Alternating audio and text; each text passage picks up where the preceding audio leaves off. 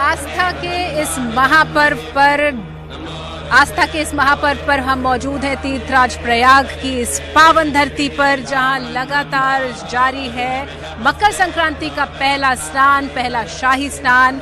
शाही अखाड़े शाही स्नान कर रहे हैं और लगातार हमारी कवरेज जारी है। चप्पे चप्पे पर हमारे संवाददाता हैं, अजय मेरे साथ मौजूद हैं। हम इस लाइव स्टूडियो में आ गए हैं जहां पर प्रयागराज पर संगम तट से हम सीधे सबसे पहले सबसे सुंदर विहंगम दृश्य अपने दर्शकों तक पहुंचा रहे हैं। और आस्था के इस महापर्व में श्रद्धालुओं का तांता लगातार लगा हुआ है। लाखों करोड़ों लोगों के आने का आज यहाँ पर अनुमान है। अजय, आज का जो दिन है वो बहुत ही महत्व का दिन है अगर आध्यात्मिक दृष्टि से देखा जाए। जो हमारे सामने का नजारा है पूरे कुंभ का, सारी तस्वीरें और जो श्रद्धालु स्नान कर रहे हैं वो तस्वीर भी हम आप तक एक एक करके पहुंचा रहे हैं। यहाँ पर हमारे संवाददाता बिल्कुल उस तट पर मौजूद हैं जहाँ पर श्रद्धालु डुबकी लगा रहे हैं, जहाँ पर अखाड़ों के साधु संत डुबकी लगा रहे हैं और वो तस्वीरें भी लगातार हम दिखा रहे हैं। हम तस्वीर आपको दिखा रहे हैं प्रयाग से बाहर की भी, हरिद्वार की भी, अयोध्या की भी, गोरखपुर की भी,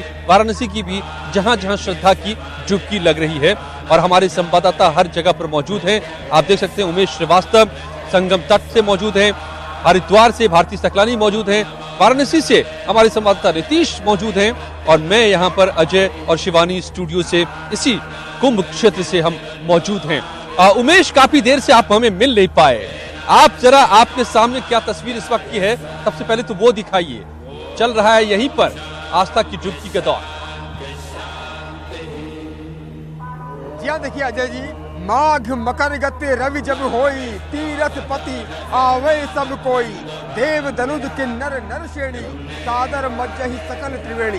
त्रिवेणी को प्रणाम करने के लिए, माँ गंगा यमुना और अदृश्य सरस्वती को प्रणाम करने के लिए आस्था का कुंभ, आस्था का सैलाब यहाँ पर उमड़ रहा है। देश के कोने कोने से, कश्मीर से लेकर कन्याकुमारी तक और तमिलनाडु से लेकर उत्तर प्रदेश तक शायद ही कोई ऐसा राज्य हो जहां के श्रद्धालु यहां ना पहुंचे हो।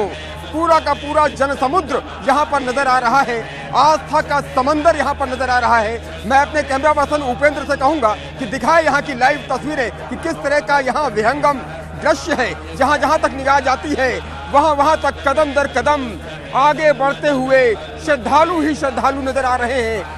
करोड़ों की संख्या में श्रद्धालु यहाँ पहुंचे हुए हैं और सबके मुख में, सबके जुबान पर सिर्फ हर हर गंगे का, जय माँ गंगे का उद्घोष है। अखाड़े भी स्नान कर रहे हैं। महानिर्वाणी अखाड़े ने स्नान कर लिया है, अटल अखाड़े ने स्नान कर लिया है, निरंजनी अखाड़े ने स्नान कर लिया है, जूना अखाड़े ने स्नान कर लिया है और लगातार अखाड़ों के स्नान करने का ये सिलसिला अनवरत जारी है। नागा साधु दौड़ते हुए, भागते हुए, ऐसा लगता है कि वो अपनी माँ से मिलने के लिए बेताब है, माँ गंगा से मिलने के लिए बेताब है और वो बेहद हर्षोल्लास के साथ, बेहद उत्साह, उमंग, जोश, जज्बे और जुनून के साथ आगे बढ़ते जा रहे हैं माँ गंगा को प्रणाम करने के लिए। निश्चित तौर पर ये छठा बेहद बिरली है, दिव्य है, अलौकिक है, अविस्मरणीय है और कभी ना भूलने वाली है। 7 समंदर पार से आए विदेशी श्रद्धालु भी आस्था के इस कुंभ में आकर खुद को सौभाग्यशाली समझ रहे हैं। नीदरलैंड से लोग यहाँ पर आए हुए हैं,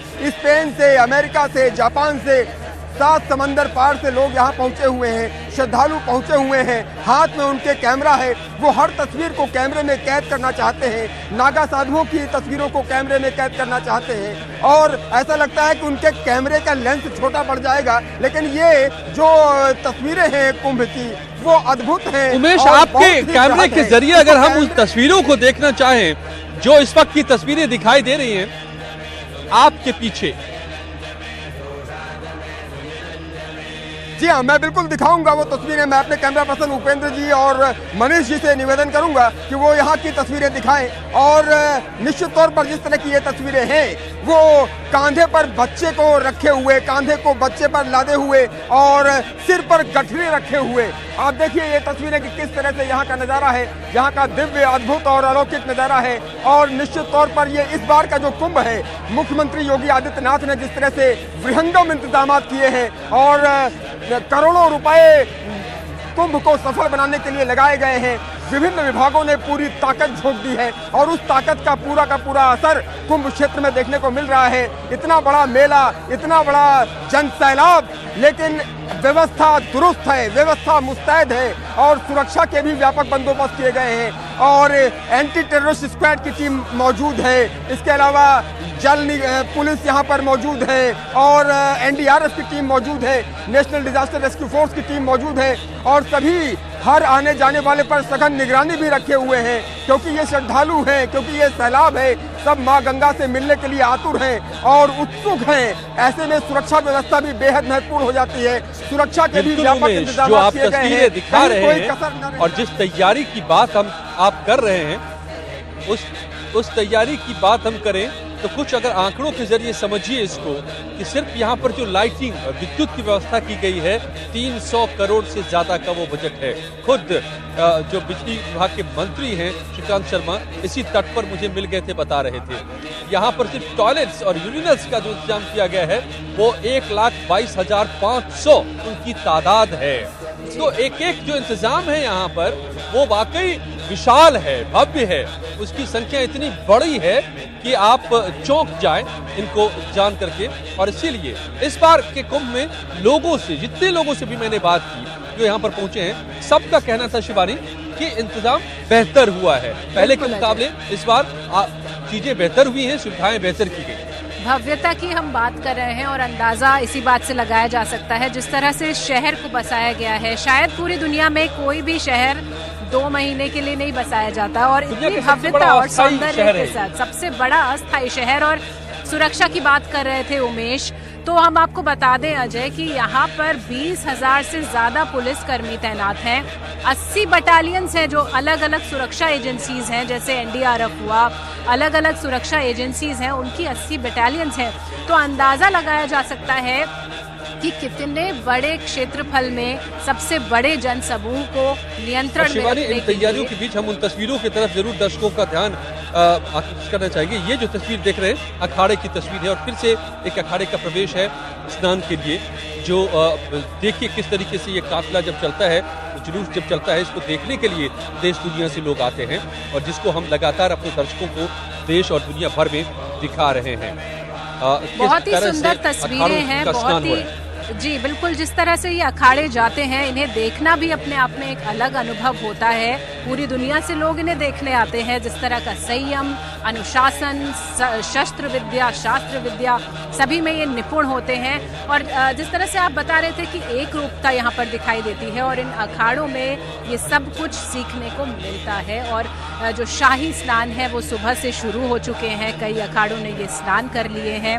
एक तरफ आम जनता, आम लोग, आम श्रद्धालु यहाँ पर त्रिवेणी में संगम में डुबकी लगा रहे हैं, तो दूसरी तरफ शाही स्नान चल रहा है। जो अखाड़े हैं एक एक करके वो चल रहे हैं। और उमेश हमारे संवाददाता लगातार हमारे साथ जुड़े हुए हैं। उमेश, एक बार फिर जिस तरह से आप दिखा रहे थे, जो दृश्य हम देख पा रहे थे आपके जरिए, वो वाकई में बहुत ही सुंदर, बहुत ही अलौकिक दृश्य हैं। जो उत्साह, उमंग, उल्लास है लोगों में, वो देखने लायक है। उमेश, क्या लगता है जो आंकड़ा है वो काफी बड़ा हो सकता है आज पहले शाही स्नान के दिन?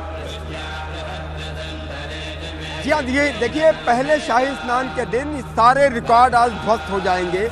प्रशासन को यह अनुमान था कि 1 करोड़ की संख्या में श्रद्धालु आएंगे, लेकिन ये संख्या 2 करोड़ तक पहुंच सकती है, ऐसा अनुमान लगाया जा रहा है। क्योंकि रेला रुकने का नाम नहीं ले रहा है, ये सैलाब रुकने का नाम नहीं ले रहा है, ये जनसमुद्र लगातार बढ़ता जा रहा है। और हो भी क्यों ना, जब ये देश आस्था का देश है और हम आस्थावान देश के तौर पर जाने जाते हैं, हमारे हिंदुस्तान की ताकत हमारी आस्था है, हमारे हिंदुस्तान की शक्ति हमारी आस्था है। और यही आस्था आज इस कुंभ क्षेत्र में नजर आ रही है। और सबकी जुबान पर जब हर हर गंगे का, क्योंकि हम जल ही जीवन मानते हैं, जल को जीवन मानते हैं और माँ गंगा को प्रणाम करते हैं।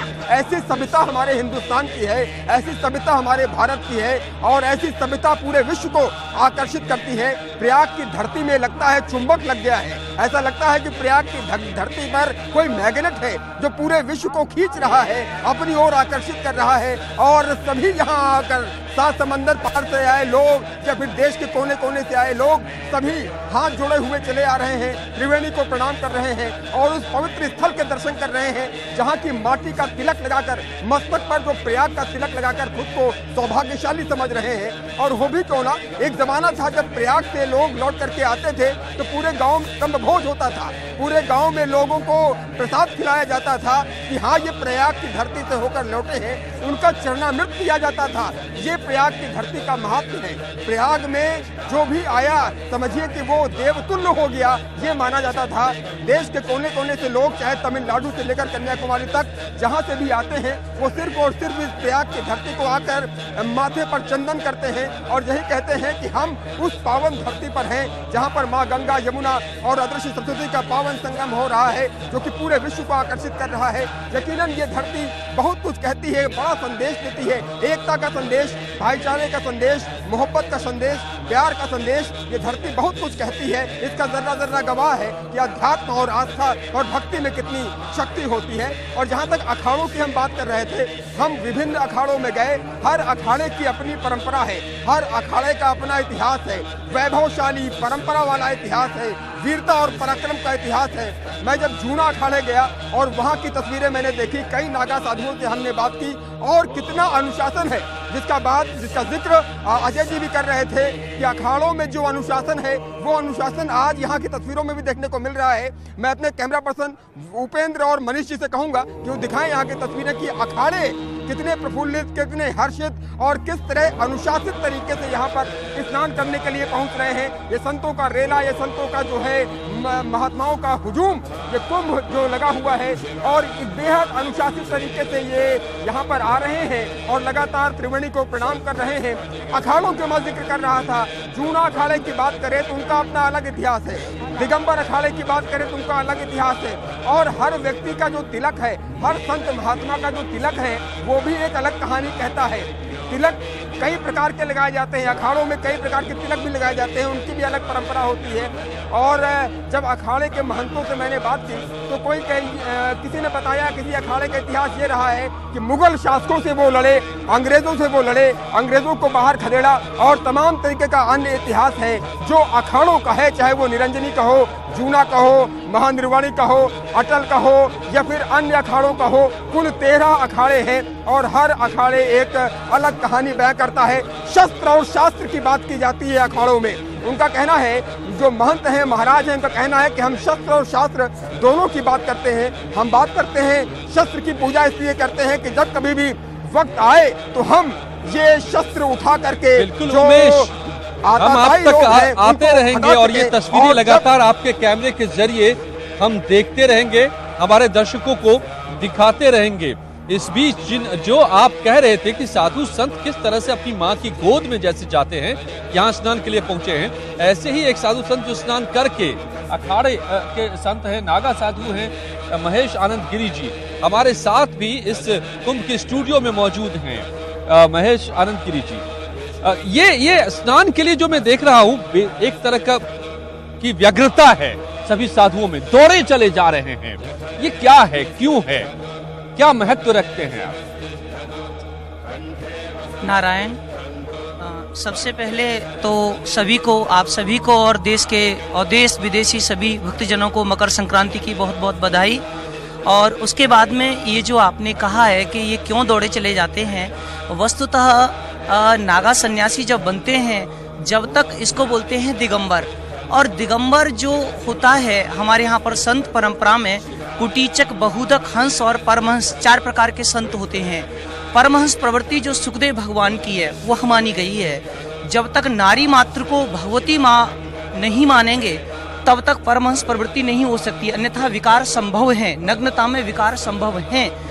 प्रत्येक नारी को भगवती माँ मानते हैं और इनके जब संस्कार होते हैं हम लोगों के, तो वो भी माँ गंगा में या क्षिप्रा में, उज्जैन में क्षिप्रा में, जहाँ कहीं भी होते हैं।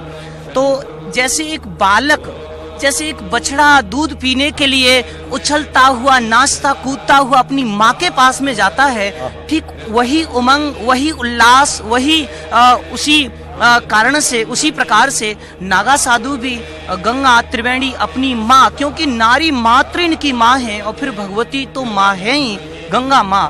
तो उस उल्लास से ही अपनी माँ की गोद में जाते हैं, तो वही खुशी होती है। इसलिए नाचते गाते हुए ढोल बजाते हुए जाते हैं कि अब हम माँ की गोद में जाएंगे। और माँ की गोद में जा कर के, और इसमें नग्न स्नान में भी एक कारण है कि नग्न ही क्यों जाते हैं, तो उसका कारण ये है कि बालक जो छोटा शिशु होता है वो नग्न ही जाता है माँ की गोद में। शिशु वो होता है जो स्तनपान करने वाला बालक है, उसका माँ से आवरण नहीं होता है और माँ को उससे आवरण नहीं होता है। यहाँ एक बात और कहना चाहेंगे हम कि आवरण जो पात्र नहीं है उनके लिए डाला जाता है। जो पात्र होते हैं और पुत्र होते हैं, जैसे शिशु को स्तनपान करना है, माँ जानती है यह पात्र है और पुत्र है, तो आवरण हटा देती है और उसे अपने स्तन से लगा लेती है। वो पुत्र है, पात्र है, लायक है, योग्य है, किंतु ऊपर से आंचल डाल लेती है क्योंकि बाहर के लोग न पुत्र हैं न पात्र हैं, वो लायक नहीं है, नालायक हैं, इसलिए वहाँ आवरण आवश्यक है। तो ये आवरण, इसको अविद्या का भी आवरण कह सकते हैं, इसको पात्रता भी कह सकते हैं। तो इसलिए नागा साधु जो आवरण हटा करके अपनी माँ की गोद में जाते हैं, माँ का स्तनपान करें, माँ का कृपा छत्र छाया पाने के लिए, तो इसलिए निरावरण जाते हैं, नग्न जाते हैं और वही उल्लास होता है। इतनी सुंदर व्याख्या आपने नहीं कभी सुनी होगी, क्योंकि खुद ये नागा साधु हैं। हाँ। और इसीलिए ये बता रहे हैं कि ये भक्ति का जो भाव है वो वात्सल्य में कैसे परिवर्तित हो जाता है एक नागा साधु और माँ गंगा के बीच। उसका उदाहरण है कि कैसे दौड़े क्यों चले जाते हैं माँ की गोद में, और बिल्कुल निश्चल भाव से जैसे एक शिशु माता के पास जाता है। नागा साधुओं के बारे में महेश गिरी जी बहुत सारी बातें हैं जो हम जानना चाहते हैं, लोग जानना चाहते हैं। जी। आप, मैं देख रहा हूँ, सबसे पहले मैं शुरू करता हूँ आपके मस्तक से, जिस पर जो चंदन है और कई 4 या 5 सिंदूर के टीके भी हैं।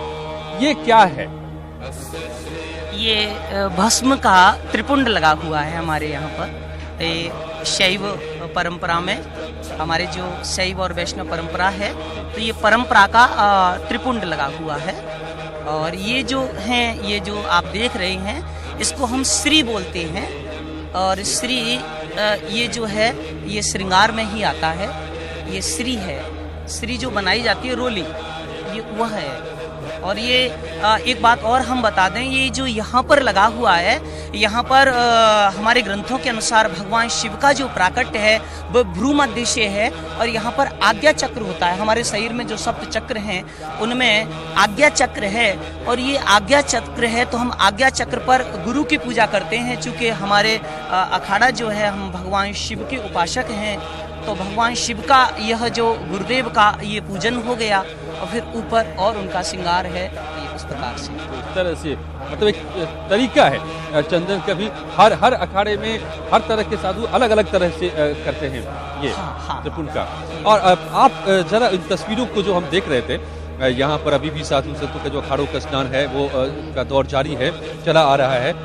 वो कैसे आगे बढ़ता है उसके बारे में, और ये शाही स्नान जिसको हम कहते हैं उसकी क्या अहमियत है, ये भी हम महेश गिरी जी से समझेंगे। लेकिन देखिए इस वक्त श्रद्धालुओं और साधु संतों का स्नान कैसे चल रहा है इन तस्वीरों के जरिए प्रयाग के तट पर। और अखाड़ों के अलावा तमाम श्रद्धालु जो देश दुनिया से पहुंचे हैं शिवानी, उनकी भी भीड़ यहाँ पर उमड़ी पड़ी है। कोई स्नान कर रहा है, कोई स्नान कर चुका है, कोई पूजन में जुटा हुआ है, और ये सिलसिला विहंगम दृश्य लगातार जारी है। बिल्कुल, बहुत ही सुंदर अद्भुत दृश्य है इस प्रयागराज तीर्थ का, जहां पर पूरे देश से लोग आ रहे हैं। और ऐसा लगता है कि संगम पर पूरा देश एक साथ सिमट कर आ गया है इस दिव्य भव्य कुंभ में।